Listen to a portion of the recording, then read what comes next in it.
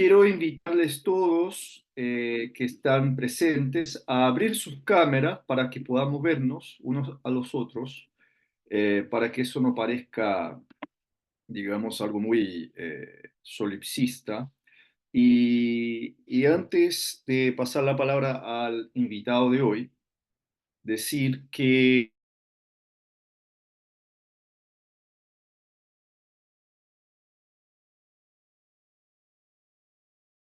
colegas, porque hubo un cambio en nuestra planificación, tuvimos que cambiar eh, el programa justamente en esa sesión y de ahí que ya quiero desde luego explicarles que habíamos imaginado el programa paritario en términos de género y eso ha sido una dificultad. Teníamos una invitada internacional al principio que impartiría esta sesión, una invitada que venía de Estados Unidos.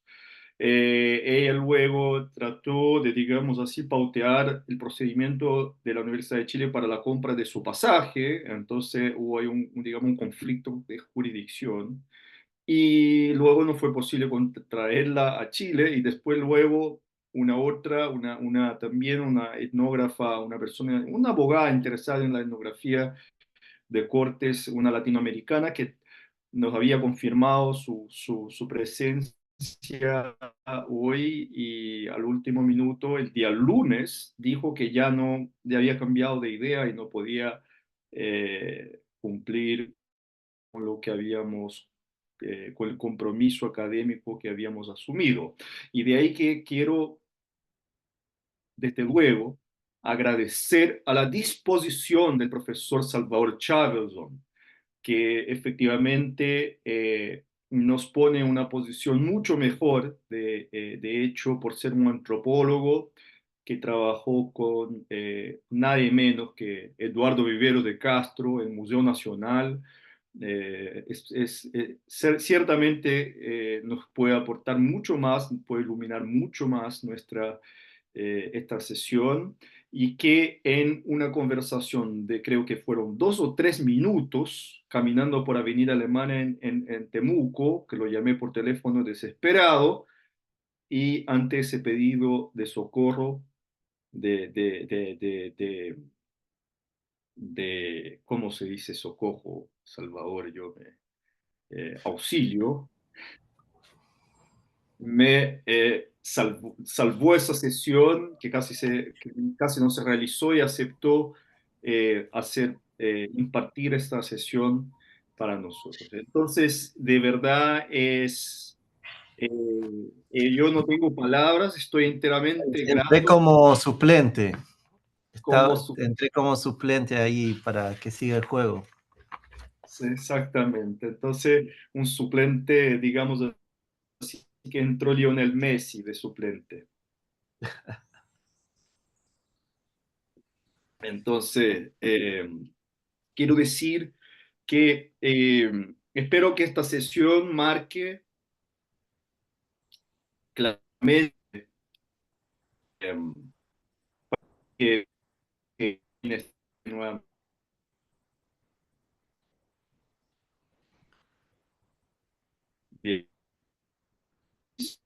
parece que está mejor la conexión en mi celular. Ya, bien. Entonces, eh,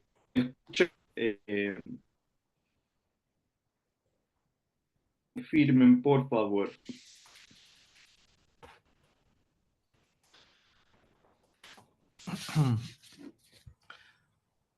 Estás congelado.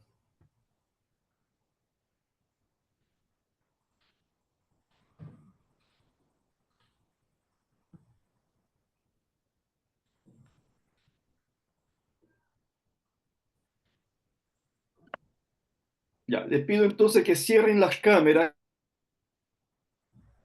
por favor, nomás con la cámara abierta, porque así yo creo que gasto menos internet acá, amigos. Bien, yo quiero simplemente retomar lo que hemos hecho la semana antepasada, pasada, y lo que venimos haciendo desde el principio de este programa para introducir la importancia de tener esa sesión hoy con profesor Salvador.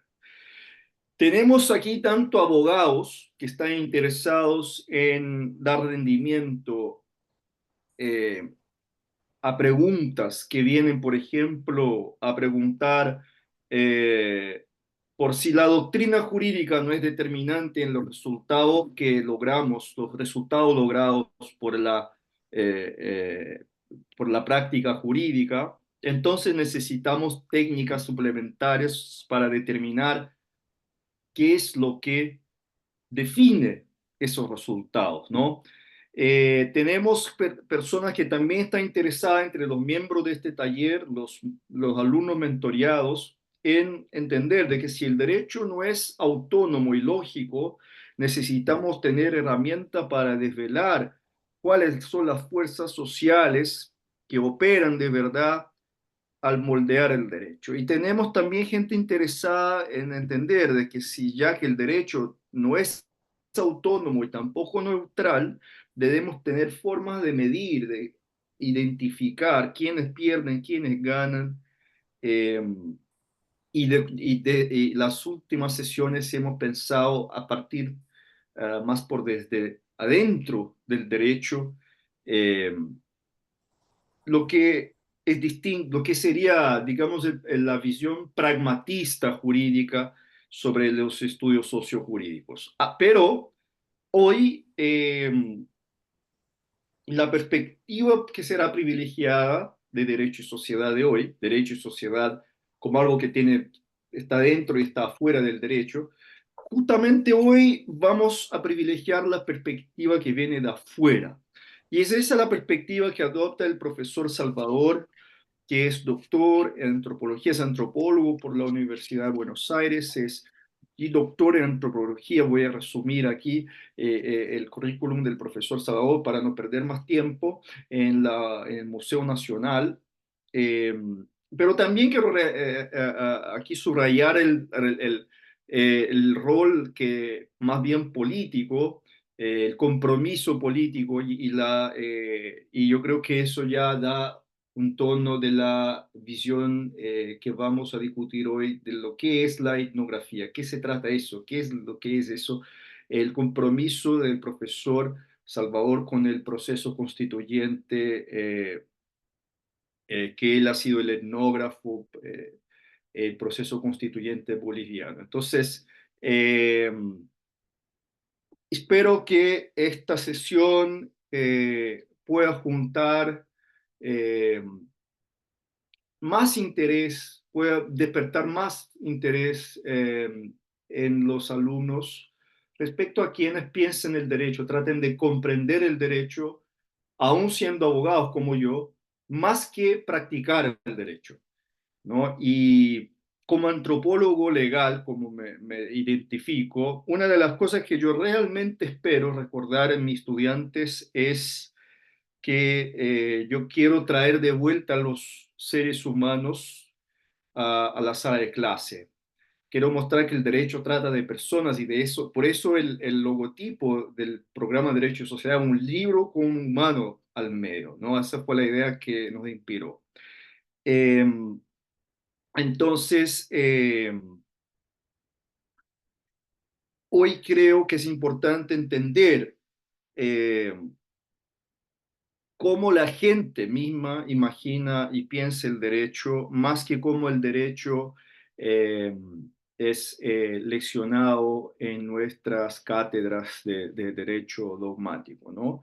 Y yo creo que es importante, aquí entra el trabajo del profesor Salvador, lo que él denomina constitucionalismo nativo, y la teoría antropológica le ayuda mucho a destacar estas estructuras simbólicas y eh, políticas detrás de las reglas que están operando en el proceso constituyente. Bien, el trabajo etnográfico del profesor nos ayuda a también dialogar con gente de verdad, ver los humanos, ¿no? Traerlos digamos, al centro, ¿no? De la discusión, digamos, pensar en gente que en la realidad está pensando y practicando el derecho tal como se hace. Entonces, esa introducción, profesor Salvador, quiero decir, es para decir que soy demasiado grato, estoy muy agradecido, muy obrigado, muchas gracias por aceptar esa invitación y habíamos combinado de hacer eso como un preguntas y respuestas. La idea también es abrir la palabra lo antes posible a los participantes para que ellos puedan hacerles preguntas directamente. Eh, la palabra es suya, profesor Salvador. Gracias, João. Un gusto estar acá, continuando incluso varios diálogos. En septiembre estuve por Temuco y empezamos la conversación con algunos de ustedes, también en Santiago, en el Congreso de Derecho y Sociedad, septiembre o comienzos de octubre en realidad. Así que seguimos un diálogo que me interesa mucho.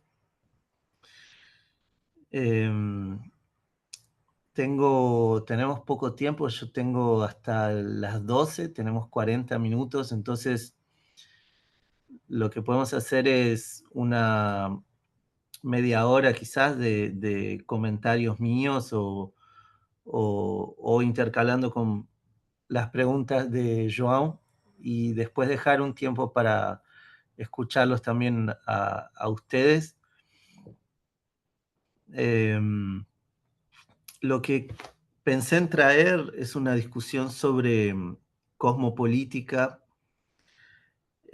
giro ontológico. John mencionaba a Viveros de Castro. Entonces, un poco la visión de la antropología contemporánea y cómo eso puede afectar el derecho, en primer lugar. Pero quería también bajar un poco esta discusión a la realidad jurídica, política, ¿no? A partir de las constituciones latinoamericanas, ¿no? En el caso de la boliviana, la de Ecuador y el proyecto no aprobado de Chile, rechazado en el 2022. Creo que tienen algunos elementos de diálogo con lo que voy a presentar primero, que sería esta idea de un derecho cosmopolítico, que ahí ustedes me van a ayudar también con sus ideas, a que pensemos juntos hasta qué punto, si bien el contexto político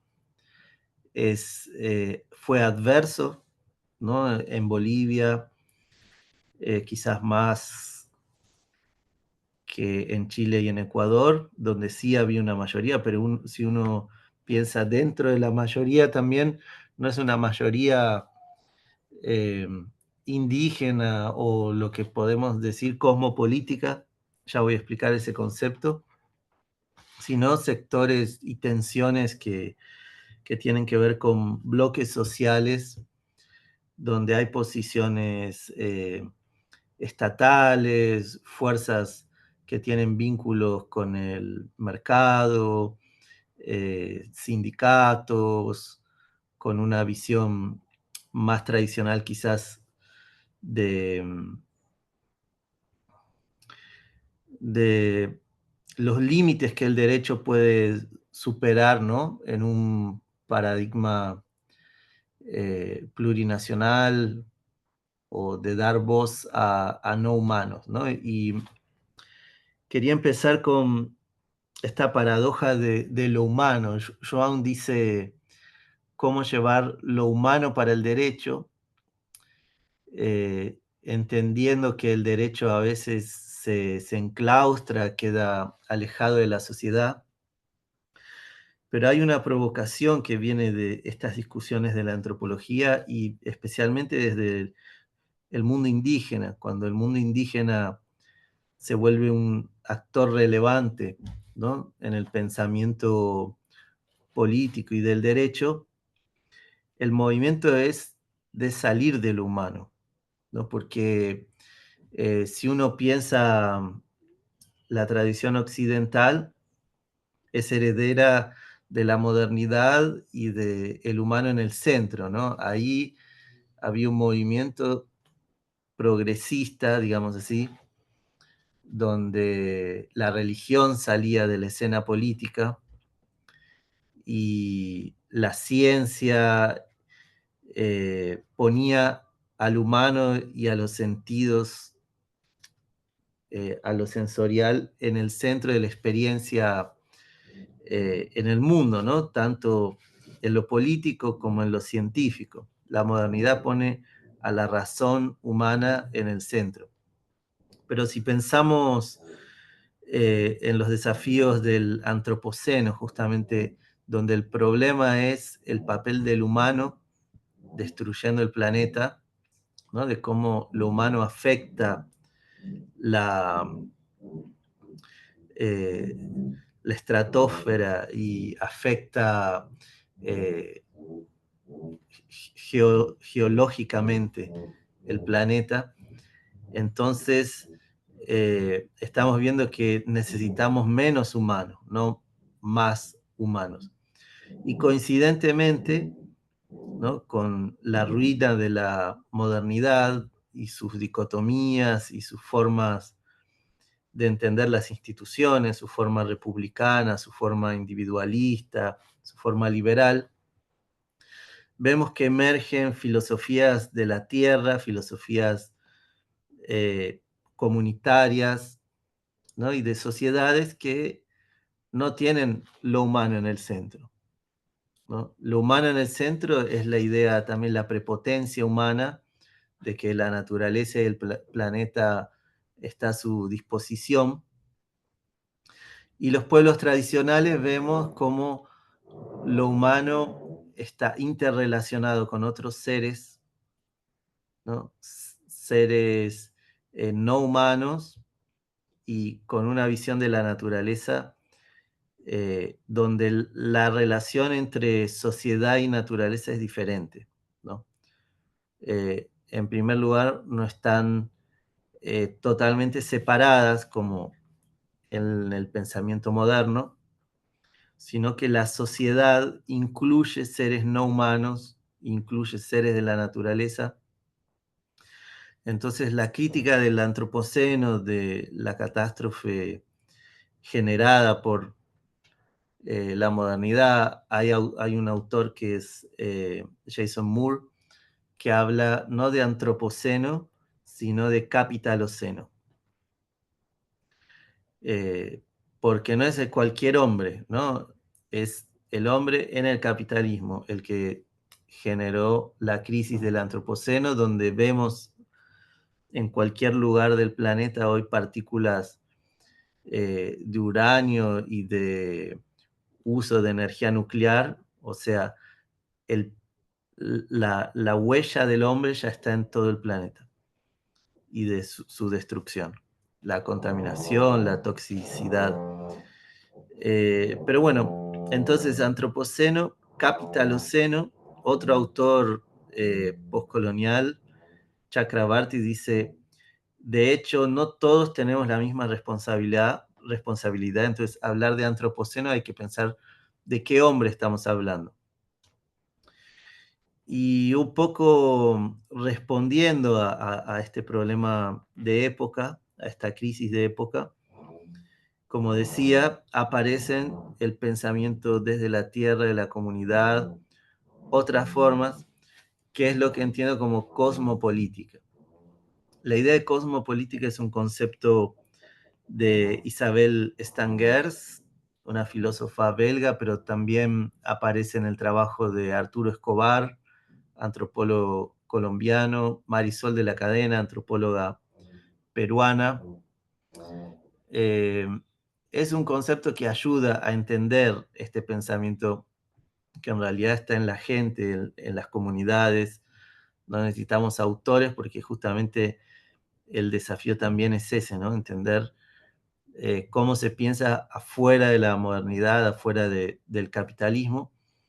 Y es un pensamiento que piensa a la política, que entiende a la política abierta al cosmos, ¿no? Por tanto, también saliendo del antropocentrismo, saliendo de la visión eh, apenas humana, que como decía, es heredera de esas transformaciones eh, progresistas, ¿no? Que incluso el pensamiento crítico marxista reconoce, ¿no? Que es esa salida de un mundo habitado, ¿no? Un mundo cosmopolítico medieval. Hay la clásica visión marxista del manifiesto, donde fue necesario una primera ruptura, ¿no? Con vínculos eh, de un pensamiento religioso, donde el hombre estaba en esta visión preso, ¿no? A las castas y, y fue necesario para, digamos, desatar las fuerzas productivas que el hombre se viera a sí mismo como actuando y activo, con agencia y protagonista de su historia, ¿no? Pero ¿a dónde llevó eso? Ahí vienen las críticas, incluso del pensamiento crítico y marxista en el siglo XX, a esa visión de del desarrollo de las fuerzas productivas como eh, camino emancipador, ¿no? Cuando justamente nos lleva al capitaloceno, podemos decir así. Y en los últimos 10 años incluso, que, que se volvieron disponibles y accesibles nuevos materiales, manuscritos de Marx, ¿no? Cuadernos que él escribió en Londres y en París. Llegamos a una visión ecosocialista donde incluso desde el pensamiento marxista se cuestiona esa visión desarrollista, digamos así. Hay un autor japonés que es Kohei Saito, que hace esa lectura de los manuscritos y dice, no, en los cuadernos de Marx vemos que su visión no es la que el marxismo ortodoxo del Estado soviético impuso como, eh, como visión dominante. Incluso hay una crítica al papel de Engels, ¿no? Que sí tenía una visión de la naturaleza más clásica, tergiversando un pensamiento en Marx que se basa en la idea de metabolismo entre el hombre y la naturaleza. Pero bueno, esto ya quizás son discusiones de especialistas que no viene tanto al caso, pero sí para decir que desde varios lugares hay un cuestionamiento eh, a este lugar humano en relación a la naturaleza, ¿no? Que es algo que discutimos cuando hablamos en Temuco, ¿no? Cuando hablamos de derecho y sociedad. ¿Cuál es la sociedad? ¿No? Me parece que podemos hablar de una sociedad cosmopolítica, que es esta del ailio andino, del perspectivismo amazónico y de pensamientos desde la Tierra, donde hay un metabolismo, no hay una separación entre hombre y naturaleza, hay reciprocidad con la selva, hay interconexión entre seres humanos y no humanos. Joao, no sé si querés decir algo, que prendiste la cámara, si no sigo. Sí, sí. No, para dar un direccionamiento, encuentro que tocaste algunos puntos interesantes y que interesan a algunos de nuestros estudiantes. Yo creo que como que para la primera pregunta que quiero formularte es, digamos, que tiene que ver con el objetivo general de esa sesión, que concierne a preguntas más bien fundamentales al propósito de la investigación etnográfica cuando se tiene un objeto jurídico como objeto de estudio y cómo esa investigación debe llevarse a cabo. O sea, cómo usar la investigación etnográfica para explicar esos fenómenos jurídicos. Y ello, yo puse el nombre de la sesión como ensamblaje, ¿no? Flujos, reensamblaje. Yo tenía en mente la idea laturiana de Bruno Latour, de esa obra de Latour, que lamentablemente está en portugués, ¿no? Eh, y creo que es una obra muy densa y que, claro, no les estoy sugiriendo que la lean a los presentes, sino que yo creo que esa obra interesante para pensar un panorama general sobre un intento de ocupar esa mirada etnográfica en la construcción del conocimiento jurídico de una forma que no caigamos en la usurpación de métodos, ¿no? Que es un problema, sin reflexionar sobre, digamos, los supuestos epistemológicos que están por detrás. Cuando, por ejemplo, vemos a Anneliese Hills, algunas estudiosas que vienen de ahí, que empiezan a utilizar la teoría de Latour-Actor-Redes, para decir que los estudios de derecho pueden, por ejemplo, etnográficamente observar a documentos como objetos sociotécnicos.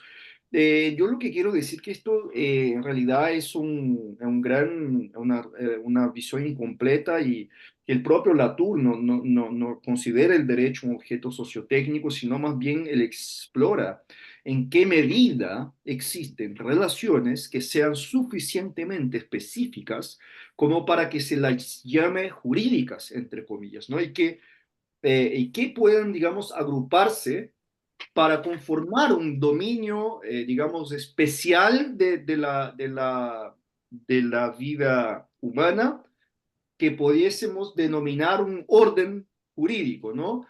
Eh, entonces, así como cuando estamos hablando para, por ejemplo, Pedro y Marcelo, que están trabajando con la etnografía en sus tesis, eh, de hacer una etnografía cuando el objeto es el derecho, yo creo que tenemos que tener antes una definición alternativa de lo que es el derecho y digamos que la etiqueta que el jurista aprende en los manuales jurídicos de que el derecho, lo que las fuentes materiales y formales del derecho dice que es el derecho, no exploran, no explican, no permiten explicar mucho, ¿no? Por eso entonces quiero idear aquí una definición alternativa, porque incluso las fuentes formales, o sea, la ley, la jurisprudencia, la costumbre, no tiene existencia en el mundo real sin las fuentes materiales. Entonces, la idea es pensar el derecho como uno de los muchos elementos de conexión que circulan, como dice Bruno Latour, dentro de conductos muy diminutos.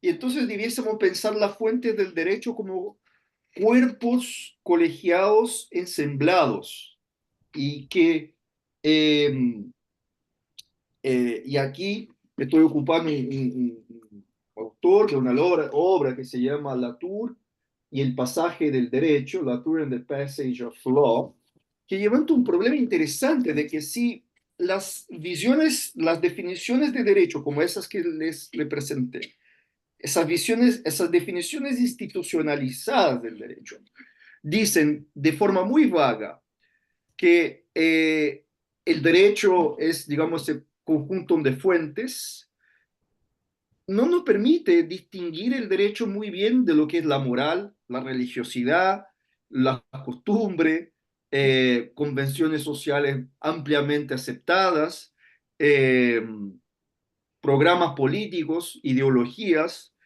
Y en realidad, aquí para conectar con la investigación de Pedro Pachaguaya, encuentro que aquí entra un problema de la propia definición del concepto de pluralismo jurídico, ¿no? ¿Cómo entonces, digamos, decir que algo es jurídico cuando, digamos, es tan pobre la definición de lo que es el derecho para un trabajo etnográfico, ¿no? Entonces la pregunta así para volver redondeando así es, ¿qué significa para la etnógrafa o el etnógrafo, digamos, recrear el fenómeno jurídico desde un punto de vista que es el punto de vista que denominas como el punto de vista nativo, Salvador? Sí, aprovecho a saludar a Pedro, que nos conocemos, no estoy seguro si nos conocimos en persona, quizás sí en el Relaju en 2015 rápidamente, pero conozco algo de tu trabajo, así que bueno, un gusto reencontrarte. Gracias, Y gracias Salvador. Sí, sí. Alguna vez nos conocimos en La Paz, ¿no? Sí, me fue en acuerdo, La en la Paz. casa de Nate, sí.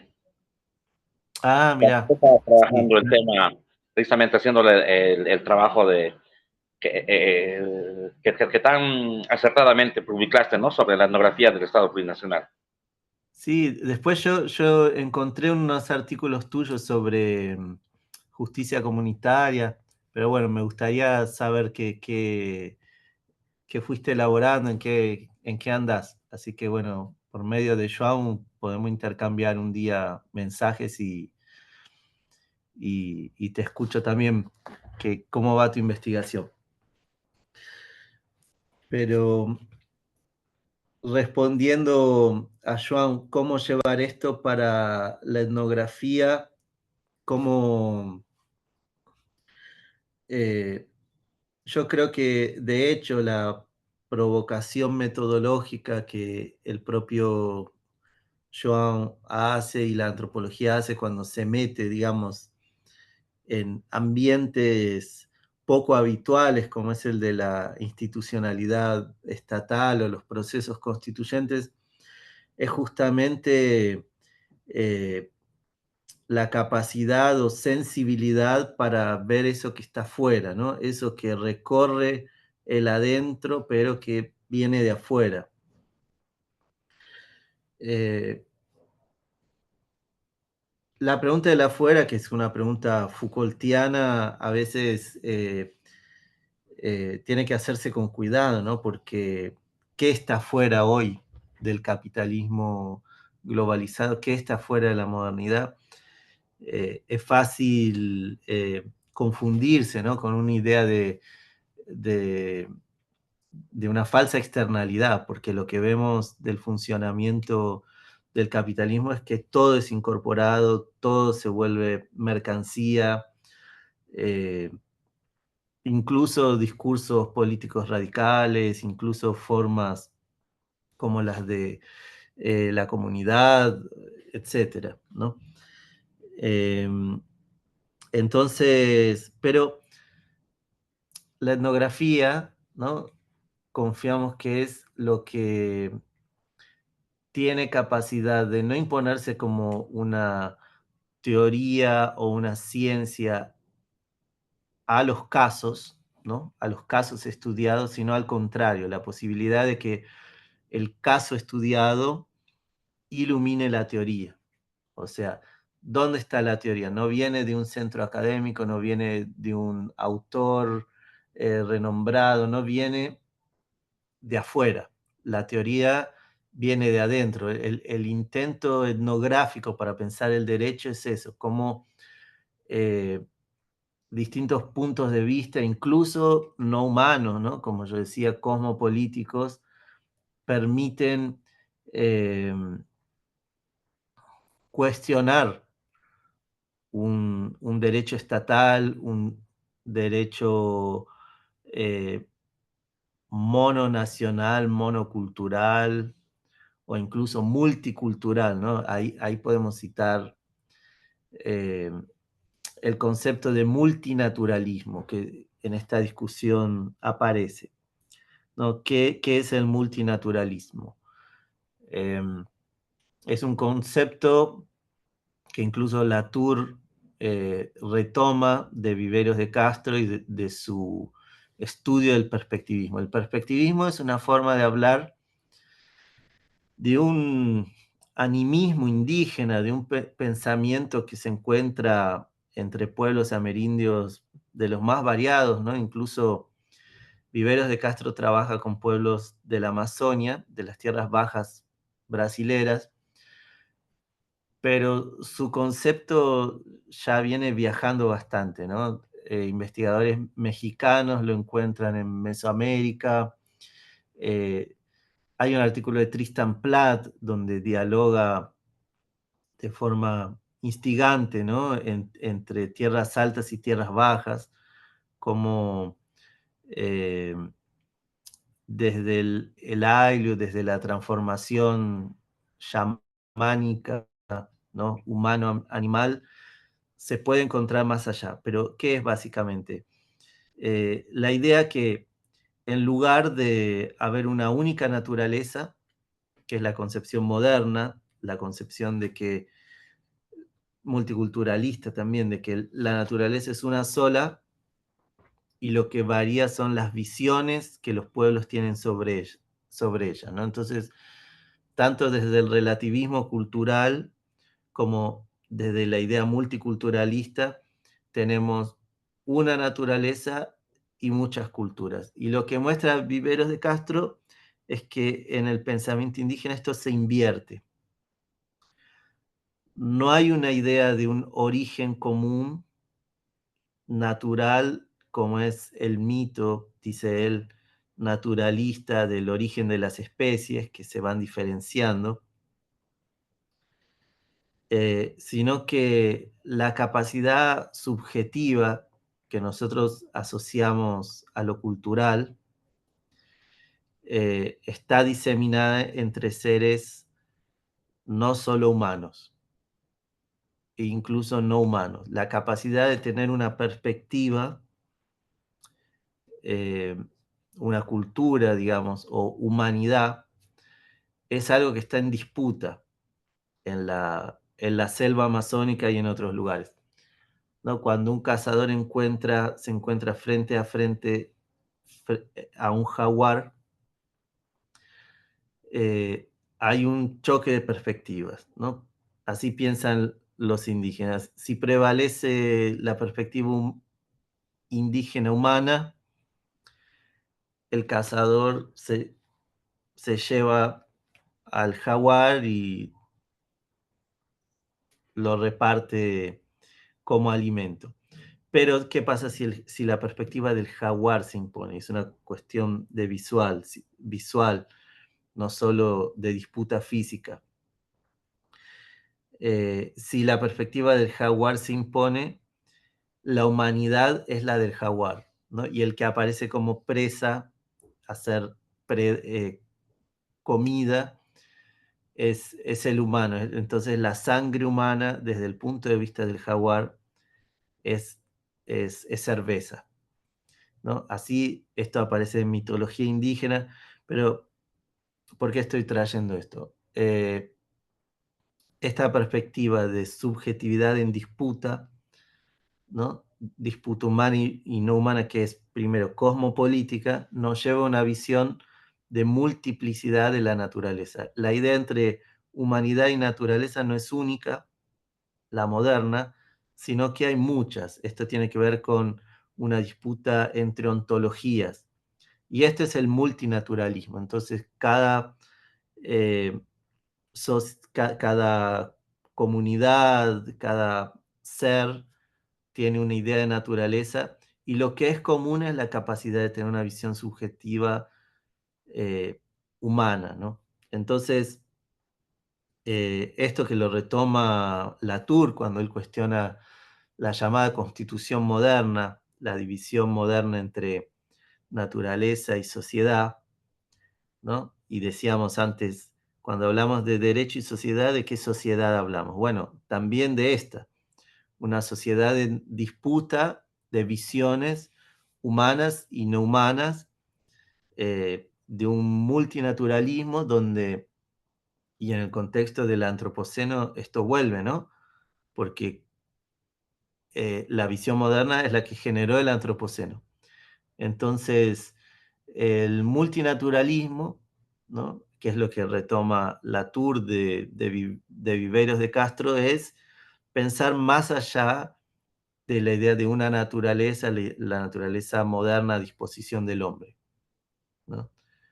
Entonces, ese multinaturalismo, esa es la cosmopolítica. Y desde la etnografía, digamos, el desafío es pensar hasta qué punto en la refundación de los estados coloniales, nacionales, republicanos, latinoamericanos, puede haber una concepción del derecho no moderna, no antropocéntrica, no del capitaloceno, ¿no? Y tenemos algunos elementos, o sea, no podemos sostener que hoy las constituciones de Bolivia, de Ecuador o el proyecto de Chile son cosmopolíticas, pero hay elementos, hay silencios, hay contradicciones, y en el caso boliviano es donde en mayor medida campesinos indígenas estuvieron representados, digamos, en la convención. Entonces tenemos algunos elementos, la aparición de la Pachamama, el artículo 71 de la Constitución de Ecuador, que habla de los derechos de la naturaleza, ¿no?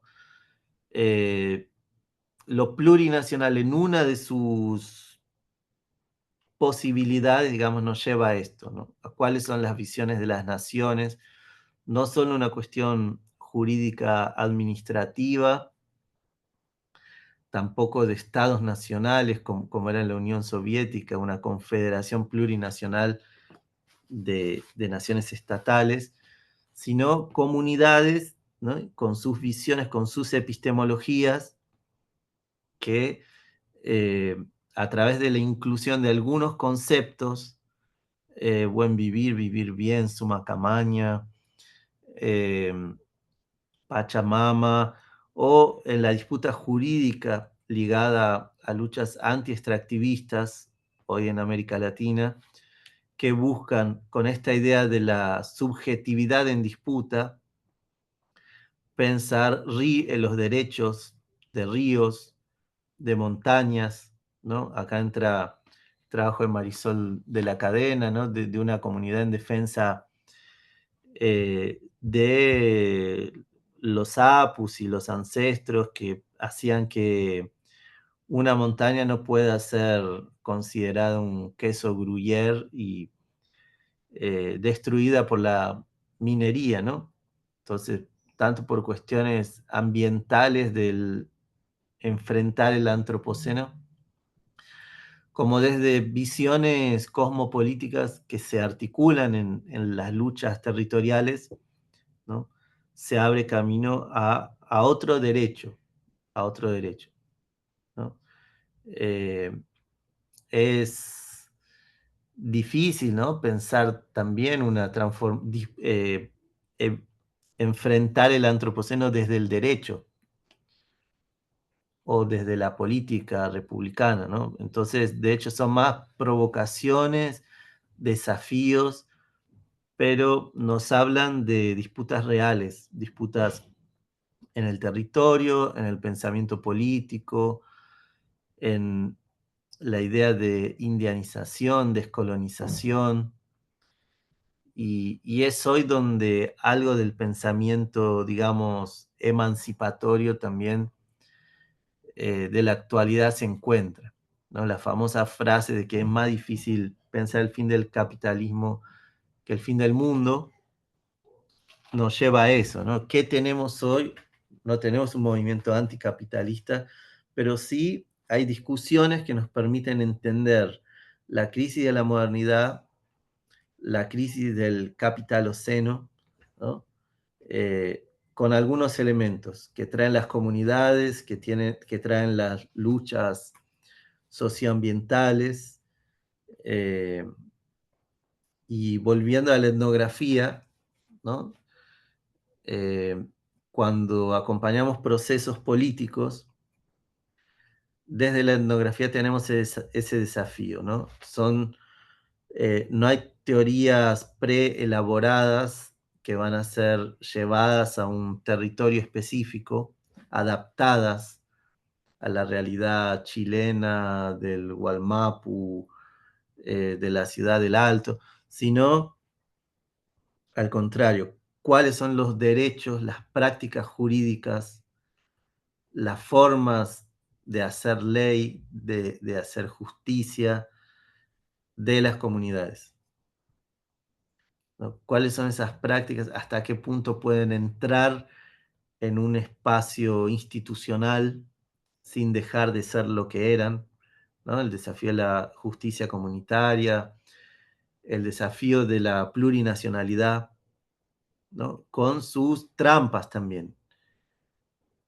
Sus trampas de usar el nombre de lo plurinacional, el nombre del buen vivir, pero reproducir una lógica desarrollista, estatal. Entonces son más bien desafíos. Yo creo que la etnografía nos permite registrar esas disputas, ver incluso las capturas, ver los callejones sin salida en los que a veces los movimientos, las disputas se encuentran, ¿no? Porque el límite epistemológico, ¿no? De la idea de naturaleza y el límite del capitalismo como forma de valor que se impone en todas las prácticas y relaciones es real, ¿no? Entonces, no se puede desde un ejercicio apenas especulativo enfrentar esas fuerzas reales, ¿no? Se trata de buscar alguna materialidad, ¿no? Sea en las relaciones comunitarias, sea en otras formas de entender la selva, desde alternativas económicas, que podemos registrar, entender, digamos, un mundo que de hecho sí es más rico que esta forma única y global y uniforme, ¿no? Entonces, desde esta posibilidad de una fuera, pero que es una posibilidad siempre eh, desafiada, ¿no? Es una fuera que en cualquier momento se vuelve parte del adentro. Creo que la etnografía, ¿no? Los que estamos en la investigación, podemos eh, transitar mejor, ¿no? Sin un compromiso con ideas que tienen que ser impuestas, una visión más tradicional de las ciencias sociales, donde estudiamos teorías, nuestro marco conceptual va a ser, y sea de izquierda, de derecha, Bruno Latour, Ernesto Laclau o lo que sea, va a ser impuesto a una realidad, ¿no? La provocación de la etnografía es uno llega sin nada, ¿no? Más bien aprender, llega a aprender y escuchar de las realidades con las que se encuentra. Tengo unos minutos más, Joan. Sí, muy interesante ese punto. Yo creo que lo denomina en alguna parte como el estudio de una cosmopolítica moderna, ¿no? El estudio de la antropología del Estado. Y aquí desde el punto de vista etnográfico, el derecho no es más que una de las formas de discurso verdadero, a partir de las cuales nuestras sociedades occidentales se presentan a todo el mundo como los verdaderos dueños de la verdadera fe, del verdadero, de la ciencia objetiva y, claro, del derecho verdadero, ¿no? Eh, pero eh, y yo encuentro que es muy interesante cómo terminaste, porque hay una socióloga de Princeton, la Kinley Chappell, que ha sido, digamos, la referencia, ¿no? Cuando se trata de hacer una etnografía en el derecho público actualmente, y que me parece que lo que ella más o menos utiliza en su formulación, la teoría de Clifford Geertz, digamos, construir una representación densa del contexto en el cual el derecho se produce, ¿no? O sea, demostrando que los hechos jurídicos son fabricados, son socialmente construidos, básicamente, pero yo te confieso que, sobre todo en la tesis de doctorado, digamos, el principal adversario intelectual que yo tenía era esa visión que busca desentrañar un mecanismo generalista a partir del trabajo de campo, porque según entiendo, y quisiera escucharte un poco más sobre eso, ¿no? Eh, el trabajo de King Shapil está muy condicionado a hacer una crítica a Viktor Orbán en Hungría y del uso de la corona como una forma de criticar un regreso, una utopía regresiva, tradicionalista, digamos, de extrema derecha, que él lo hace a partir, básicamente, sin explicitarlo, una metateoría que es el liberalismo occidental. Eh, entonces lo que está muy de moda utilizar el término etnografía de forma instrumental en el derecho y ahí tratar digamos, elucirlo teóricamente con Latour, con quienes sea, con Foucault, ¿no? Eso está pasando, ¿no? Y yo creo que eh, eh, si es que entiendo lo que está diciendo, es que la perspectiva etnográfica debe problematizar el propio saber utilizando un tipo de lente modificado para que, digamos, con el otro en los ojos podamos desvelar un mundo que cuestiona la creencia teórica, por ejemplo, de un teórico del derecho, un teórico normativo. Quiere decir, eh, una buena etnografía es aquella que multiplica los posibles, ¿no? No es la que, digamos, que de esa manera podemos imaginar una extensión de lo que sería una teoría etnográfica, como la que presentaste, para un proyecto de pensamiento jurídico, propiamente dicho. Eh, entonces, la tensión que quiero que, por favor, si puede comentar, esa tensión epistemológica por detrás de, digamos, los diseños de las investigaciones que nuestros estudiantes van a realizar, cuando no debemos incidir en reducciones, digamos, que atribuyen al punto de vista nativo la ontología subyacente al propio campo disciplinario del observador, ¿no? Y al mismo tiempo estar, digamos, muy consciente de que cuando hablamos de derecho y etnografiamos en un campo jurídico, siempre la etnografía posibilita la emergencia de una normatividad, ¿no? Por ejemplo, la normatividad que me parece que está por detrás de tu descripción de tu trabajo es una crítica, digamos, al capitaloceno, al antropoceno. Eh, y entonces, cuando tú, por ejemplo, vas a trabajar la administración pública, como Marcelo, que está aquí también, que si quiere prender la cámara y abrir un comentario sobre su investigación, eh, hay documentos, hay teorías como la discrecionalidad administrativa, y cuyo estudio es indispensable para entender ese contexto, como la nuestra, el poder constituyente, ¿no? En nuestra investigación, un documento fundamental sería un libro de un tipo francés llamado Sieyes, que inventó una palabra llamada poder constituyente, ¿no? Entonces, la observación de campo está permeada por teorías. Cuando dices que tenemos que llegar sin teoría, cuando vamos a hacer un trabajo en campo en derecho, la observación está permeada, ¿no? Entonces,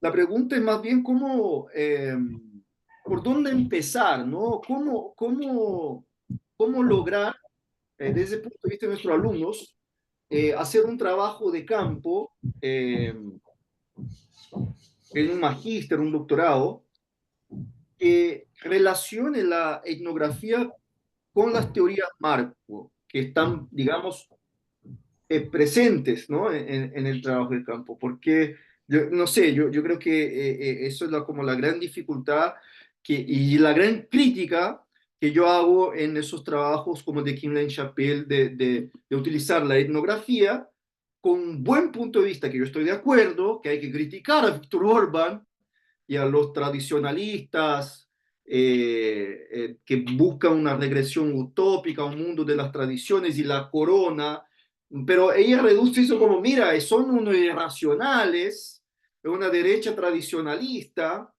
pero digamos sin el trabajo colaborativo, ¿no? Si vaya, ándate a preguntar a quien elige a Víctor Orbán si él está de acuerdo con esa visión, ¿no? Esa es la tensión. Sí, yo no conozco a esta autora, pero consigo identificar bien de lo que hablas porque estuve en un taller sobre constitucionalismo en Heidelberg, en Alemania, en el Instituto Max Planck, y el trabajo de ellos era justamente buscar herramientas contra Orbán y contra, digamos, los bárbaros, los nuevos bárbaros que quieren entrar a la Unión Europea y no son suficientemente liberales. En realidad esa disputa la tenemos aquí también, ¿no? En América Latina, entre extremas derechas, derechas conservadoras y, y un progresismo liberal, ¿no? Eh, en mi visión, la reconstrucción que Gargarella hace de las tradiciones políticas nos lleva un poco a enfrentar esa misma dicotomía sin ver un otro lugar que es un poco el que me parece más interesante y más fuerte en los procesos latinoamericanos contemporáneos, que es un tercer lugar, ¿no? Sin duda no es ni el liberalismo progresista, que podemos ver incluso alineado con los progresismos neoliberales, ¿no? Eh, ni las extremas derechas, las vueltas conservadoras de una tradición hispánica católica, ¿no? Eh, hay otro lugar y justamente una abertura, una sensibilidad etnográfica nos tiene que permitir ver ese lugar que es de las comunidades, de otra forma que no es ni el liberalismo ni el conservadurismo, y que sin duda está en las prácticas, en la realidad política latinoamericana, en los sueños y utopías políticas que nacieron desde aquí, ¿no? Sea desde la izquierda en algún momento, unas décadas atrás, hoy muy desde ese lugar de lo comunitario, descolonización desde el territorio, y que queda fuera fácilmente porque es un no lugar también, ¿no? De hecho, el Estado sí se organiza acá y en todos lados desde esa visión hegemónica, ¿no? Liberal, republicana, pero es lo que el catarismo en Bolivia cuestiona desde su origen con mucha agudez, ¿no? La continuidad con formas republicanas del colonialismo o incluso los ataques contra la comunidad perpetrados no desde el liberalismo y las reformas liberales, sino desde el nacionalismo o desde la tradición nacional popular, ¿no? En el caso de Bolivia, la reforma agraria y el nacionalismo post-revolución del 52, pero yo veo eso también cuando pensamos el peronismo, fuerzas nacionalistas que se articulan con la movilización, con lo popular, pero terminan entendiendo o digamos, aliándose con las formas, con esas dos formas dominantes, ¿no? Que creo que este constitucionalismo postcolonial, plurinacional, eh, abierto a la comunidad, cuestiona, ¿no? Entonces, por un lado, abertura etnográfica, y es interesante que a veces nos toca en la etnografía encontrar sujetos liberales, ¿no? O sea, yo estoy planteando que hay un lugar desde lo comunitario, desde lo indígena, que es otra cosa, pero de hecho, y eso vos lo viviste claramente, Joan, en la convención chilena, a veces encontramos un nativo liberal, digamos, y hay que entender también cómo lidar con eso, cómo entenderlo y cómo ver complejidad, ¿no? Que estoy pensando en Giovanna, la tía Pikachu, que desde una población, desde la precariedad neoliberal, eh, tiene formulaciones de emprendimiento, de emprendedorismo, de impugnación contrahegemónica, pero también de enunciación desde lugares que sí podemos ver eh, ligados a la perspectiva de lo individual, ¿no? De el que se hace el self-made man o women. Entonces, eso es un desafío también. No siempre encontramos eh, un sujeto emancipatorio que podemos ver, ahí aparece nuestro romanticismo también, ¿no? Cómo lidar con sujetos complejos, sujetos muy imbuidos de la perspectiva dominante, de la visión hegemónica, incluso de procesos constituyentes en los que apostamos, pero que fracasan, ¿no? Y fracasan desde adentro, ¿no? Por sus propios límites. Entonces, la etnografía, eso les dejo esa pregunta, ¿qué hacer cuando encontramos algo que no nos gusta? Y eso es el desafío del etnógrafo, ¿no? Pues sería fácil llegar y que sea el sujeto puro y emancipador y utópico que a veces imaginamos justamente antes de hacer trabajo de campo. ¿Qué hacer cuando lo que vemos no nos gusta? Me parece interesante y necesario que no nos guste en alguna medida lo que encontramos, ¿no? Salvador, yo creo que tiene que ir. Yo tengo una actividad propuesta para los alumnos. Si es que tienes que ir, avísanos nomás. Tengo que ir, sí. Yo creo que Marcelo tenía una pregunta, una intervención. Si él puede, si no, yo les tengo una pregunta a los alumnos. No, puede ser. Si hay alguna pregunta, Pero adelante. solo abrir el micrófono y hacer la pregunta. Eh, bueno, hola Salvador, estuvo muy interesante tu propuesta, y aquí mi pregunta o comentario más bien, desde que hace un tiempo vengo pensando sobre los avances sobre etnografía de la burocracia o etnografía jurídica en Chile, a propósito de un texto de Fabián Levinek, que uno podría hacer que toda la trayectoria existente hasta ahora, desde el 80 más o menos, o sea, él lo propone desde antes, desde 1910 con Valentín Letelier, pero desde el 80 con más fuerza, a propósito de el estudio de las prácticas jurídicas de comunidades andinas en un principio, pero después también en el sur de la Araucanía.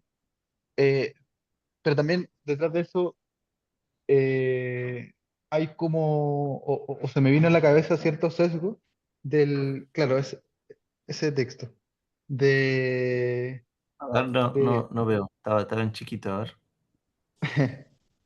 La antropología jurídica en Chile, pasado, presente, perfectamente una historia. Ah, sí, de Fabián, que iba a dar una charla también, ¿no? En el programa de Derecho y Sociedad. Esto en Temuco es un texto que hace, digamos, un recuento de la trayectoria de la antropología jurídica en Chile. Muy interesante. Por favor, siga Ujú. Marcelo. claro, en virtud de eso y de la trayectoria de la antropología jurídica en Chile, yo creo que es muy aplicable el sesgo y a partir de lo que tú cuentas, o una crítica a eso, o a la trayectoria chilena, eh, de esta visión un poco National Geographic de la antropología.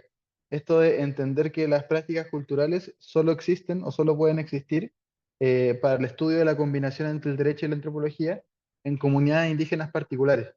Yo pertenezco, o sea, yo soy mapuche, entonces desde esa trayectoria un poco me ha parecido complejo siempre los estudios sociolegales o en particular los estudios sobre antropología que se concentren sobre las comunidades indígenas como únicos sujetos de proyección cultural determinada en base al derecho.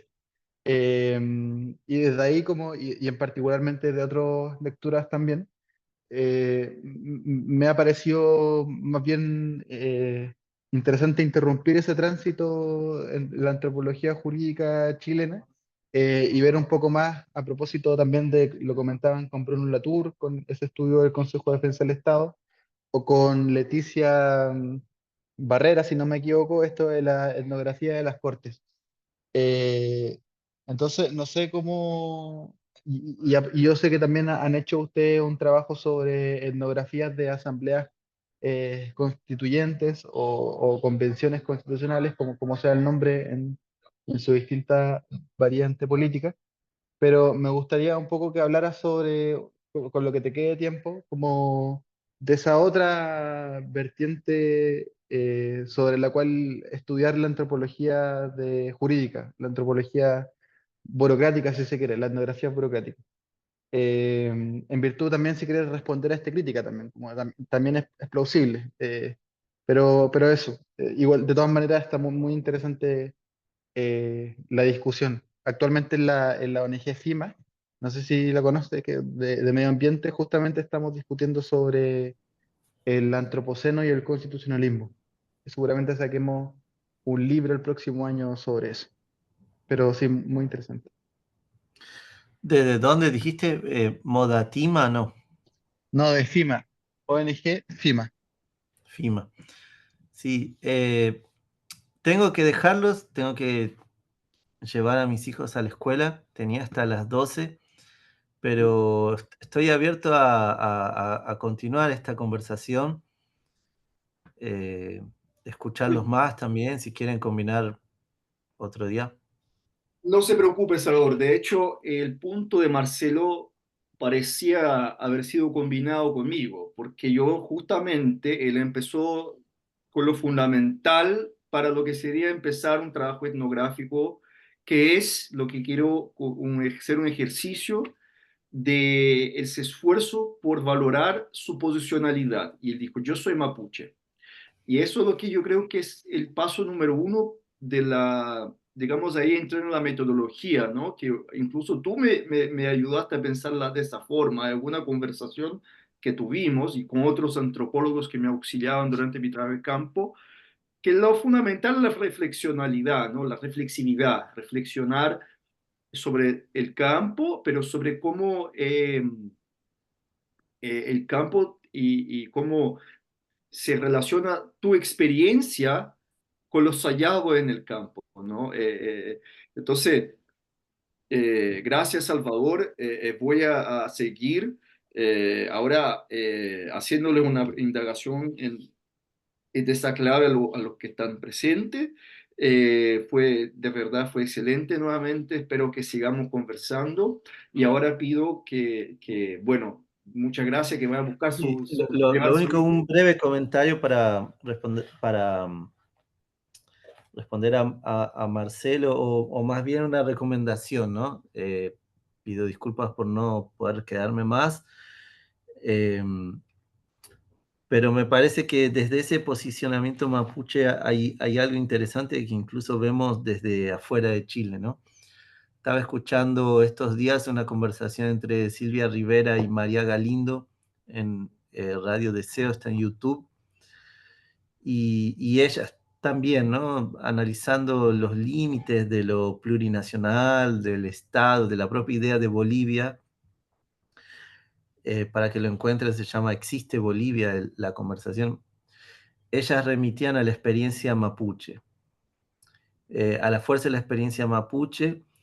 La conversación es en 2021, estaba en funciones la convención, y, y hay una potencia, digamos, que ayuda a pensar y que explica la fuerza política de la lucha mapuche, que es su realidad no estatal, ¿no? Al menos en alguna de sus manifestaciones no es la búsqueda de la reconstrucción de un Estado, ¿no? Ahí incluso hay un matiz entre Silvia Rivera, que habla desde lo aymara, y María Galindo, anarquista, que incluso cuestiona lo aymara y busca pensar desde el Tahuantinsuyo. Hay varias tensiones, Pedro seguramente puede ayudar a leerlas en su complejidad, pero aparecía lo mapuche, ¿no? Frente a la idea de reconstruir un Estado o un nuevo Estado, una posibilidad de pueblo sin Estado, ¿no? Hay algo que aparece con fuerza ahí, que lo dejo como elemento para que sigamos pensando incluso en las diversidades, ¿no? De los mapuches a veces en la ciudad también, ¿no? Desde los distintos espacios donde se enuncia. Quedo a disposición de ustedes y les agradezco mucho a Joan y a todos los que escucharon, los que compartieron, y hasta la próxima. Gracias, profesor Salvador. Muchas gracias. Realmente no tengo ni siquiera vocabulario o palabras para expresarlo cuánto. Primero, admiro tu trabajo.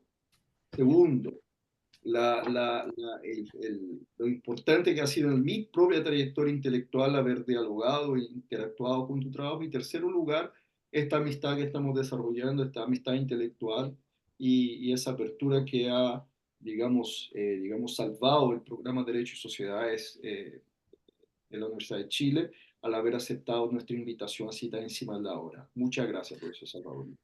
Bueno, lo mismo digo, es recíproco lo que expresas, y hasta la próxima. Un abrazo a todos. Ya. Gracias. Bien, ahora si quieren prender las cámaras, yo creo que si han entendido algo, me imagino que es que la etnografía ha dejado de ser algo que se limita al estudio de lo que antes se decía lo experto en indio, ¿no? Que se identificaba como etnología, ¿no? El etnólogo era el experto especialista en indio.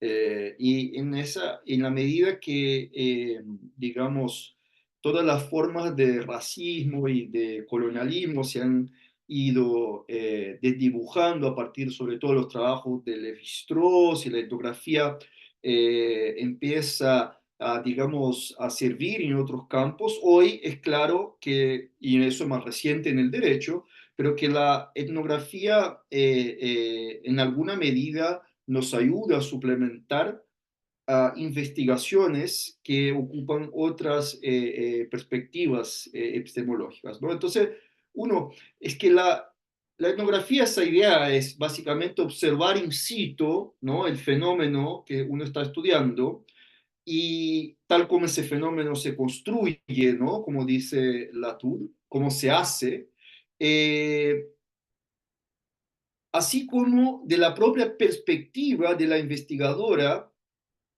en su interacción con ese campo, con los actores mismos, ¿no? Entonces, digamos, lo que les diría que para empezar una buena etnografía, el número uno es problematizar esa relación, ¿no? De modo que en un trabajo de etnografía, ya sea judicial, o de la etnografía de la burocracia, o incluso para quienes quieren hacer un trabajo de derecho comparado, ¿ah?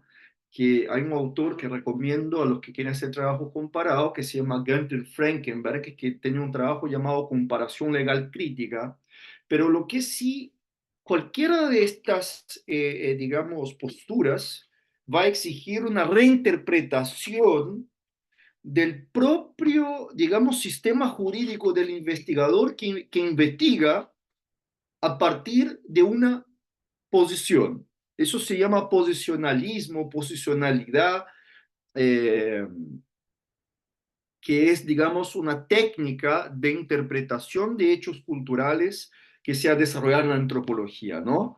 Entonces, quiere decir, para partir, encuentro que tienen que realizar un esfuerzo muy consciente por valorizar la subjetividad, que es exactamente eso lo que nos dicen que no podemos hacer en el derecho, ¿no? Eh, digamos que ese cuento del tío Chico, ¿no? Esa ficción que nos enseñan, ¿no? De la imparcialidad, de no poner la subjetividad, es justamente, digamos, lo que debe ser algo que el etnógrafo practica de forma consciente y a partir de técnicas de interpretación del impacto de la perspectiva que el propio investigador tiene sobre la experiencia del observado, ¿no? Entonces, les quería invitar a que dijeran cómo en sus respectivas investigaciones eh, su subjetividad impacta en la perspectiva de lo que están estudiando. ¿Cómo se articula su compromiso personal con el objeto que están estudiando y cómo aquí estamos hablando de lo constitucional, del constitucionalismo, del derecho público, del derecho civil, ¿no? Estamos apelando, por lo tanto, a pensar cómo el derecho al que ustedes están sujetos como ciudadanos chilenos, ¿no? El propio sistema jurídico del que hacemos parte, impacta en la forma como estamos observando el trabajo. Alguien, por favor, yo voy a incitar a Marcelo, ya que Marcelo estaba hablando, si puede empezar. Ya. Em, hay varias premisas desde donde, bueno, mi objeto, no sé, todavía no lo tengo definido, sé que son las cortes. Particularmente me interesa la Corte Suprema porque, o sea, por dos cuestiones teóricas. Por una cosa que apuntabas tú, muchas reformas actuales, como al sistema judicial, siempre tienen el problema de la independencia del Poder Judicial, sobre todo la independencia de los jueces. Entonces, se habla sobre independencia externa, que sería la independencia con respecto a otros poderes del Estado, pero también se habla de independencias internas, que sería de la autonomía de un juez frente a otros jueces o otros operadores. Por ejemplo, Hermosilla. Ahora bien, creo que desde el derecho y toda reforma política en general, incluso desde la ciencia política, las afirmaciones de ese mito de la independencia no ha servido mucho para cambiar estas cosas. Estas reformas vienen hace rato. Y pienso que el estudio de la etnografía de una corte puede particularmente ser útil para develar las relaciones culturales que tienen los jueces y saber cómo se desenvuelve esa dependencia o esa independencia entre ellos o con otros sujetos diferentes o sujetos que rodean la Corte. Entonces, en virtud del caso Hermosillo y todo lo que pasa ahora, me interesa, mi objeto parece ser la Corte Suprema, aunque aún está en evaluación porque es un gran objeto de investigación, me da un poco de miedo, pero se está dando un poco la cosa así. Y en virtud de eso, claro, yo me paro frente a eso como desde la enseñanza del derecho, como desde los mitos que tenemos todos nosotros, al menos los que estudiamos derecho en algún momento, sobre la imparcialidad, sobre la independencia, en fin. Pero ahora, como en virtud de estas crisis al sistema judicial, como desde una perspectiva escéptica como a esos principios. Yo creo que, y por eso llego a los estudios sociolegales y por eso llego a la etnografía en particular, como desde ese escepticismo a los mitos del derecho.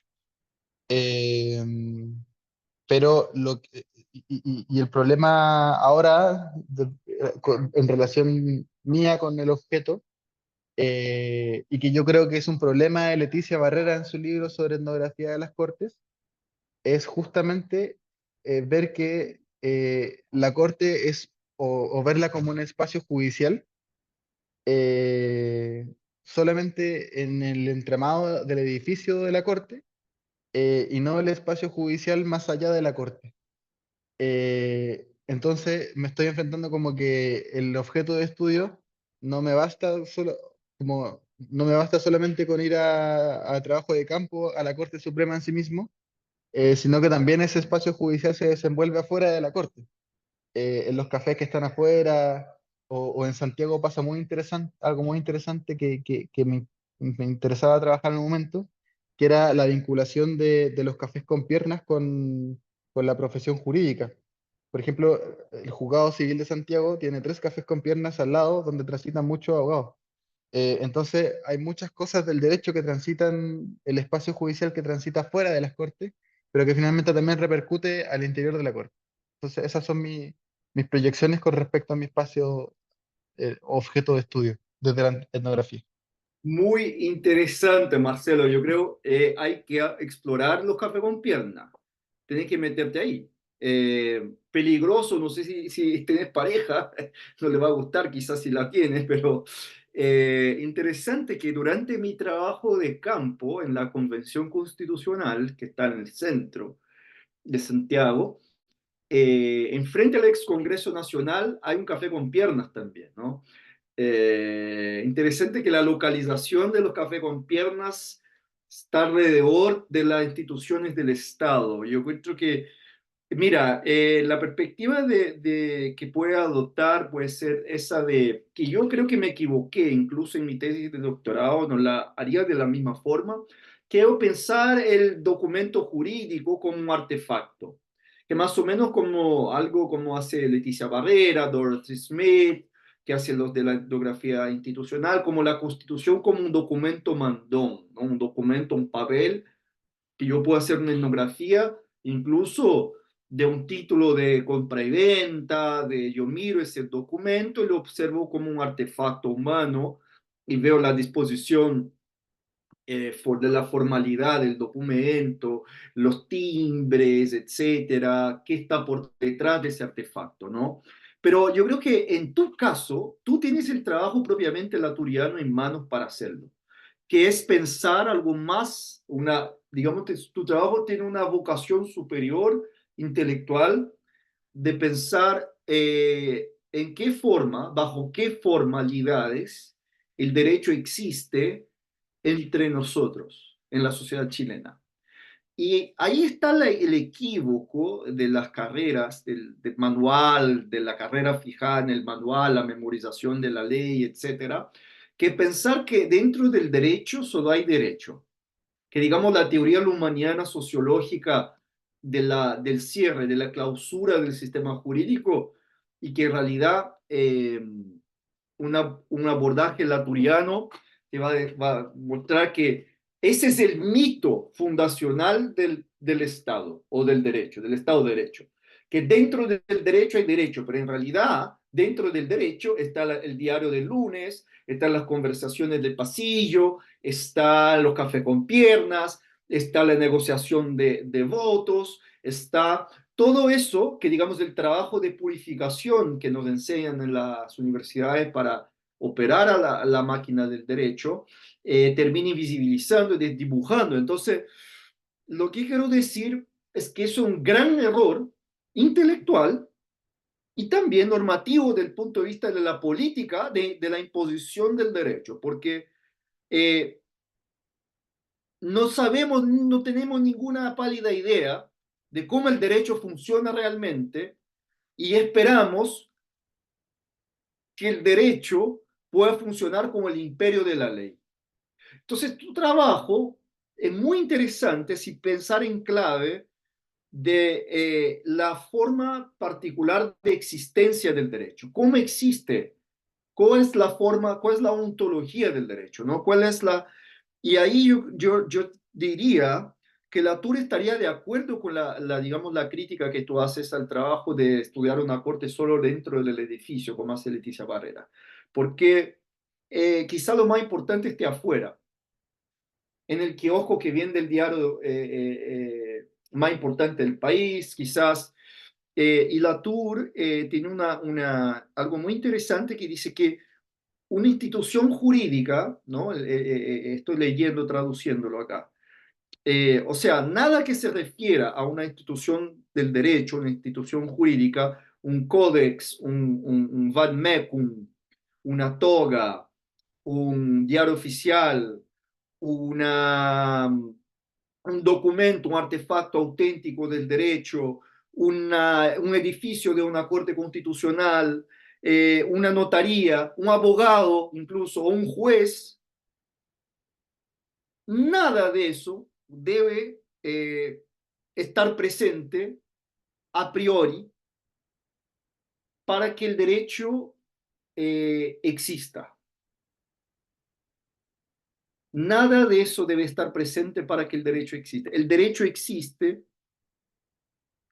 de una forma espontánea, anterior al edificio, anterior a los símbolos, anterior a la corte, anterior a todo eso, lo que sería la cultura jurídica interna, ¿no? Para el derecho y sociedad llamaré eso una cultura jurídica interna. Y en ese caso, ¿qué es el derecho entonces? ¿Qué es el derecho que existe independiente de todo eso que identificamos cuando te pregunto, Marcelo, ¿qué es una institución? ¿Qué es una corte constitucional? Y tú imaginas un edificio, no contesta mucho de la pregunta, ¿ve? La corte no es el edificio de la corte. Entonces, para no dejarte solo con dudas, y de la ayuda, yo creo, pensar con lo que es... Latour es parte del movimiento pragmatista francés, ¿eh? Y ahí viene el régimen de enunciación, ¿no? El derecho tiene un régimen de enunciación propio. Entonces el derecho ese que existe independientemente de que existe el edificio de la Corte Constitucional, el derecho existe como un régimen de enunciación. Ese régimen de enunciación es lo que, como el campo jurídico, es lo que permite que el campo jurídico haga la captura de otras formas de existir y lo enuncie en sus términos. Y al enunciar en los términos del derecho, existe existe una jurimorfía, pasa a existir un jurymorph, como dice Latour, ¿no? Y tú tienes que estudiar esa jurimorfología de la transformación, digamos, del diario de la esquina, del que vende el kiosco o del café con piernas, en derecho. Bien, esto creo que... ahora, ya que tenemos que terminar, tenemos Francisca, que todavía no habló, Jimena y Pedro.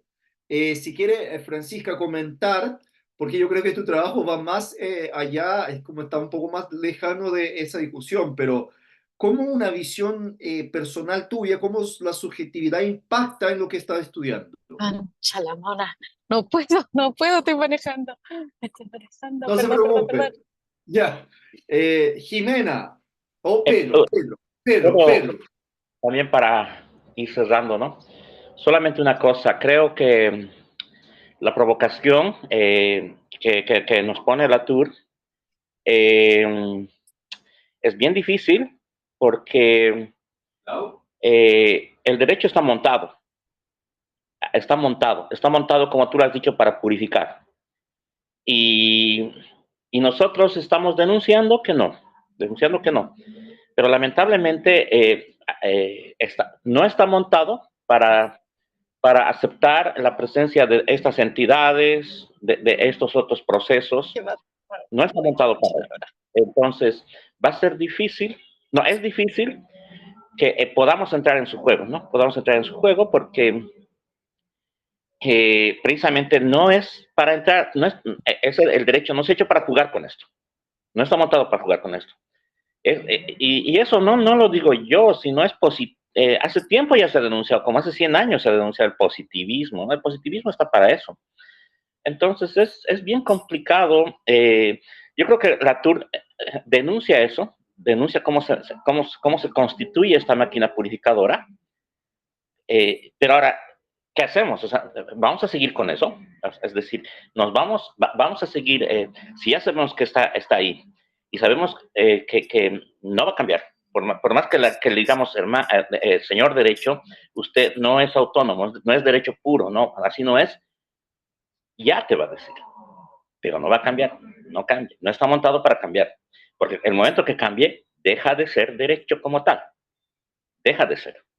Entonces, tal vez la propuesta sería bajarle de ese nivel que está y ponerlo al nivel de las otras formas jurídicas que hay en la sociedad, en los pueblos indígenas, en las clases populares, en los sindicatos, ¿no? Nivelarlo. Antes yo pensaba en desterrarlo,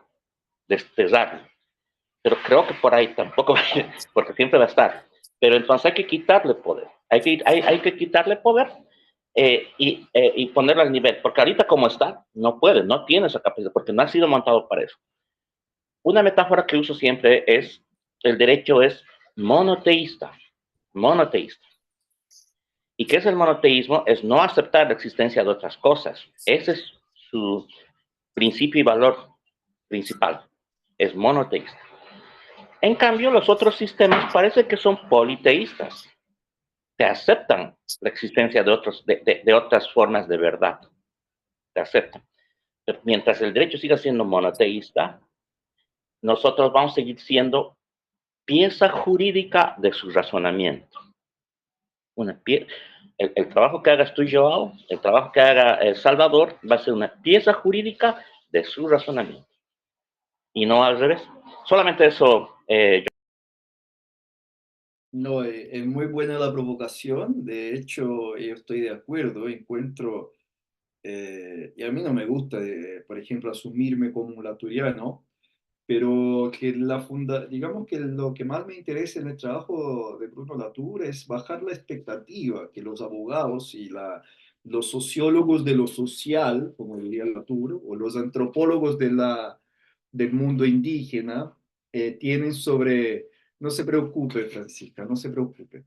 Entendemos la familia primero siempre. Que necesitamos quitarle, digamos, a los juristas, a los constitucionalistas, sobre todo en Latinoamérica,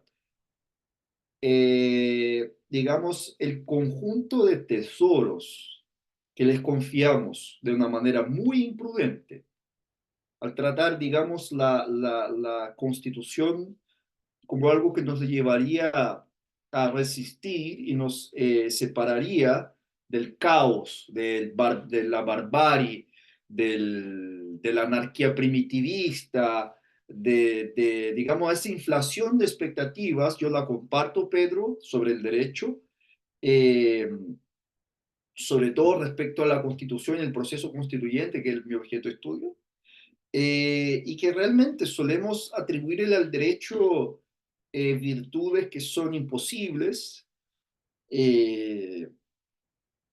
y para eso está el trabajo etnográfico, ¿no? Para encontrar para sorprendernos, para violentar el pensamiento, digamos, que piensa el derecho, el pensamiento jurídico, o el constitucionalismo, por ejemplo, ¿no? Y ir a campo significa dejarse violentar, dejar que el campo, la apertura, te sorprenda, ¿no? Esa es, digamos, un tip también, pero eh, entonces, eh, eh, el derecho no tiene eh, nada dentro del derecho.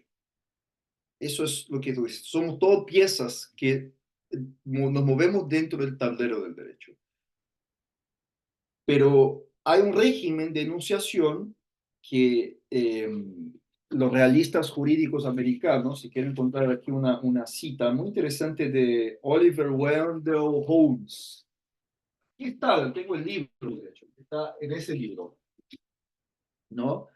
De Holmes, que es el derecho, eh, simplemente dice las profecías, the prophecies of what the judges will do in fact, and nothing more pretentious are what I mean by the law. Que las profecías de lo que los derechos de hecho van a hacer y nada más que eso son lo que yo me refiero como derecho, ¿no? Y yo creo que eso sirve para un trabajo como el de Marcelo, que digamos el derecho nivel decisión, que es el derecho como la mentalidad de cómo va a decidir el juez. Y todos nosotros podemos enunciarlo, todos podemos imaginar cómo un juez va a decidir un caso. Y al imaginar ya somos juristas. Ya entremos en el proceso de jurimórfico, ¿no? De juridicizarnos. En ese caso, el jurista no es el que tiene el degree, el título de abogado, sino es cualquier uno que en términos laturianos, se enreden en ese régimen de enunciación. Y de ahí la apertura del derecho, que creo que puede nos dar, digamos, esa es la simplicidad. El derecho es solo eso. Y de ahí está la fuerza del derecho verdadera, ¿no? En esa cosa muy superficial, pero que une a todo como un régimen eh, del vínculo, ¿no? Que nos une. Finalmente, Jimena, si quiere volver a la pregunta que había formulado para terminar, está abierta la palabra. Sobre cómo no sé, si se articula Marimari, bien, no sé si está escuchando, cómo se articula el compromiso como mapuche cuando enfrenta en el análisis etnográfico la construcción del derecho, cómo se hace. Eh, bueno, eh, saludarles. Y bueno, yo igual comparto harto esto de lo que analizaban recientemente, que es como cuánto se puede esperar del derecho y como la relevancia de tener espacios como más al alcance o control o autonomía en este caso de espacios sociales, digamos, más micro. Eh, claro, yo creo que igualmente yo lo veo, por lo menos en mi campo de estudio, como un tema que me complejiza bastante en términos de cómo hasta eh, cuánto realmente podemos hacer en temas que son complejos y que tienen que ver como con situaciones de desequilibrio, desarmonización social y que inciden en las relaciones sociales, como es, por ejemplo, la violencia familiar y sus variantes, ¿no? En un contexto intracomunitario. Hasta aquí yo lo que veo, claro, es el monopolio, en este caso, la hegemonía de la justicia, el sistema de justicia estatal. Y si bien hay esfuerzos, veo esfuerzos interesantes e importante, digamos, potenciar en términos de epistemología, de prácticas que se incorporan dentro del pueblo mapuche u otras nacionalidades también originarias. creo que es complejo en el sentido de poder entender también que así como en el Estado, también en las estructuras más internas, digamos, el colonialismo está sumamente internalizado, digamos, y hay prácticas que están como muy, o culturas que están compuestas de muchas heterogeneidades. Entonces es difícil y también, por supuesto, toda la maquinaria colonial está también inmersa, está conjugando ahí como en cuestiones más patriarcales, ¿no? Entonces, inclusive capitalistas, y que están muy vinculadas también al ejercicio de la justicia, tanto yo creo en sociedades como, digamos, lo que representa el Estado, como también en los espacios más micros, también el dinero, el tema de cuánta injerencia tú tienes, si tú eres autoridad o si tú eres una persona que tiene cierta posición social también, entra en un dilema ético cuando se trata también de espacios más micro donde podría estar este ejercicio de la justicia más en el control. Entonces siento que, claro, hay una comprensión, hay una riqueza importante en términos de la etnografía como para poder comprender cómo se dan formas de justicia que a veces no se reconocen y que son, digamos, eh, posibilidades que permiten, digamos, ir en un camino distinto. Siento que es complejo pensar en este momento en la posibilidad de un pluralismo jurídico o de una justicia comunitaria que efectivamente pueda establecer mecanismos de justicia efectivos en cómo sus dinámicas internas, de cómo se organiza la justicia. Creo que hay mucho ahí que seguir revisando, que seguir analizando para efectivamente desentramar también, siento yo, ese colonialismo que está internalizado en esa potencia que siento que coincidimos, que es como lo que está más al alcance nuestro, como estas otras justicias. Eso. No, yo creo que es muy interesante, sobre todo en el tópico que estás trabajando, Jimena, gracias por la intervención, que es cómo introducir el feminismo indígena, ¿no? En esa red del derecho, ¿no? Sí. Eh, cómo interponer cómo hacer un ensamble, ¿no? Con el derecho como un régimen de enunciación, eh, y podríamos decirlo de otra forma, eso sirve para otros trabajos, ¿no? Quien trabaja tema ambiental, porque cómo introducir la ciencia básica en el derecho ambiental también, como es un gran tema de nuestra civilización, ¿no? Cómo permitir que el derecho controle eh, el fin del mundo, ¿no? Así como esa expectativa que se pone que es demasiado alta, pero fue interesante algo que dijiste como el poder y ahí, que está fuera del derecho, que yo sé que como trabaja con Fabien Le Boniac, que le gusta mucho Bourdieu, y podemos decir el capital familiar, todo eso define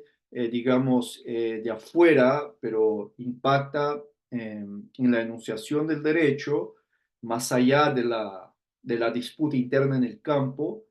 O sea, está definido, o sea, el derecho está definido por la estructura que está afuera, ¿no? Sería esa la perspectiva. Pero el abordaje etnográfico diese permitir una descripción posible, ¿no? De esa relación entre el régimen del derecho y la descolonización del pensamiento jurídico. Y ahí la etnografía puede entrar en la descripción de la relación entre cómo el feminismo indígena se relaciona con la descolonización del pensamiento jurídico, ¿no? Pensando una etnografía obviamente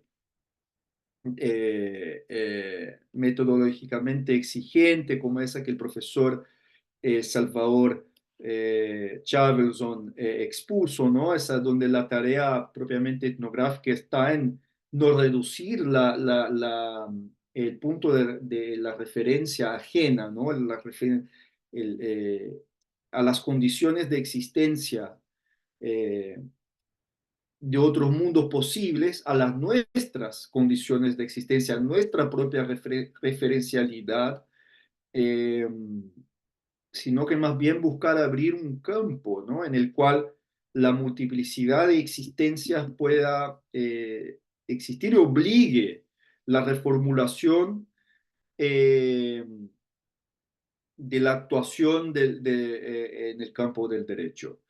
Eh, Bien, encuentro que ha sido una excelente jornada.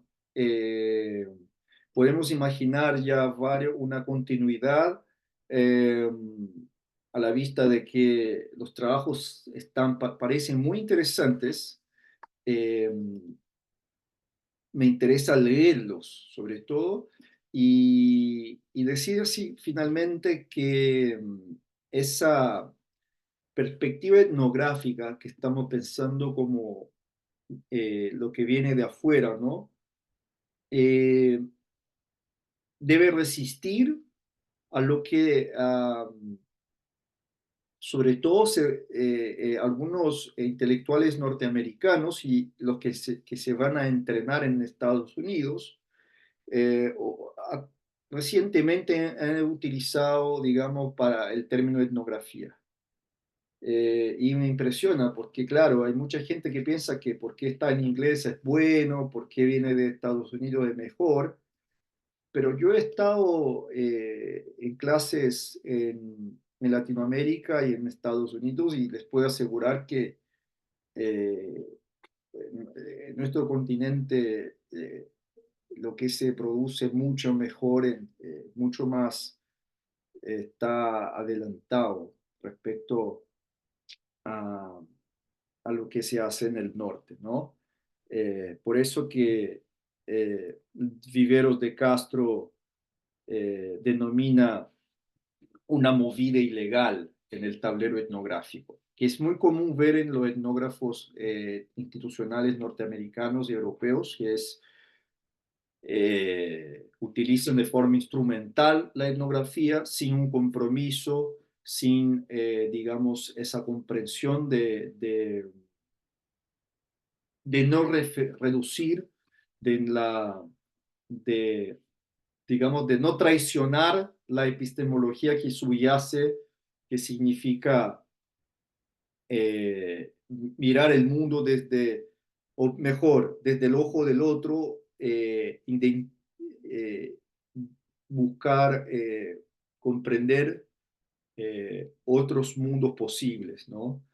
Eh, y desde ahí, desde este punto de vista, para concluir, quiero decir que la etnografía no niega la posibilidad de que una normatividad pueda emergir de tal tipo de descripción, ¿no? Y esto es lo más rico. La etnografía nos permite que surja una descripción que a partir de ella pueda irrumpir una normatividad alternativa. Eso les agradezco por estar aquí. No sé si tiene un último comentario. Francisca ahora apareció y prendió su cámara. Si quiere, Francisca, comentar, ¿no? Cómo esa perspectiva, ¿no? Que estamos facilitando aquí hoy día puedan impactar, digamos, ¿no? Y la perspectiva que asume en tu trabajo intelectual. Hola, buenas tardes a todos, a todas. Perdonen que no haya contestado antes, estaba con compromisos familiares y por si escuchan algo, es mi peque hablando. No, a ver, no es mi área, me siento un poco perdida. Yo vengo de la civilística más tradicional dogmática, y en ese contexto estudio un fenómeno relacionado con la morosidad. La morosidad. Nuestro país, Latinoamérica, se endeuda a 70%, las personas están endeudadas en un 70%. Si sacamos una fotografía, esas 70% personas no tienen cómo pagar con el dinero que tienen sus deudas. Y hay fenómenos complejos porque desde el punto de vista del CERNAC, la agencia que protege los derechos de los consumidores, recién está ejerciendo acciones colectivas con el objeto de corregir las conductas de mercado. Y desde el punto de vista del, del derecho, de las acciones y su eficacia, se desbordó. Esto ya ni siquiera se ve en sede de consumo, sino que constitucionalizado. Entonces, a mí me interesa, como decían por ahí, o sea, tú, no es solo la corte, es el fenómeno que hay detrás de este alto nivel de morosidad, de las cobranzas, y por qué no estamos cambiando de sede. Lo que me pasó fue que literalmente me quedé corta, o sea, con la dogmática no alcanzo a contestar el problema que me interesa. Eso, simplemente. Muy interesante, Francisca. Yo quería decirte que hay un texto que debe ser muy bacán digamos, desarrollar ese punto de vista. En tu caso, se llama ¿Por qué los que ganan salen adelante, no? ¿Por qué? Why the haves come out ahead? Un texto, eh, yo creo que es un trabajo fundamental demostrar que el derecho funciona de modo que hay quienes ganan y quienes pierden, ¿no? Y una etnografía de los perdedores. Bien, ahí yo voy a opinar que si vas a trabajar en campo, el trabajo debe abordar, digamos, la versión, la visión, la perspectiva de los vencidos, ¿no? No, digamos, del banco, en ese caso, ¿no? Por el compromiso de ese que estamos diciendo, el compromiso etnográfico. Pero claro, estar abierto a toparse con algo inesperado, ¿no? Que pueda violentar nuestra expectativa. Eh, y en el caso ese también de la morosidad, yo creo que la morosidad es el objeto, el actor, ¿no? Que está estudiando y que el derecho no nos da una respuesta. Porque no está dentro del derecho la respuesta. Y ahí es donde hay que nuevamente decir que el derecho no puede transportar información. El derecho no es un ferrocarril, tampoco es una técnica. El derecho no es un cuchillo de carnicero, yo me gusta decir. El derecho no es una excavadora en una mina de cobre. Y en ese caso, yo creo que hay un objeto que está por detrás en el caso tuyo, que es la deuda misma. Tú tienes que estudiar el régimen de la deuda. El régimen de la deuda y cómo el régimen de la deuda se enreda en el régimen de enunciación del derecho. Esta relación es la fundamental, ¿no? Pero bien, no sé si alguien más tiene algún comentario. Yo espero seguir conversando contigo, Francisca. Bueno, así, y además quería decir que como cada miembro debe tener si quiere, ¿no? Si tiene deseo y tiempo, un mentor. He conversado con el profesor Salvador de que Marcelo podría trabajar con él porque está interesado en temas de etnografía. La próxima sesión vamos a encontrarnos con la profesora eh, Alexandra Uneus, presencialmente en Santiago. Ya tenemos los pasajes comprados, está todo organizado. Espero verlos personalmente, en persona, en Santiago la próxima sesión. Los que no puedan, obviamente, se conecten. Y finalmente decir que tenemos la confirmación del profesor Brian Tamanaja, que vendrá para el evento de cierre, donde espero poder darles los certificados del curso. Y eso nomás. Y decirle muchas gracias por estar aquí. Ha sido un gusto y muy productiva esa sesión. Muchas gracias, muy buena la clase. Chao, gracias. Chao, Chao. gracias. Chao.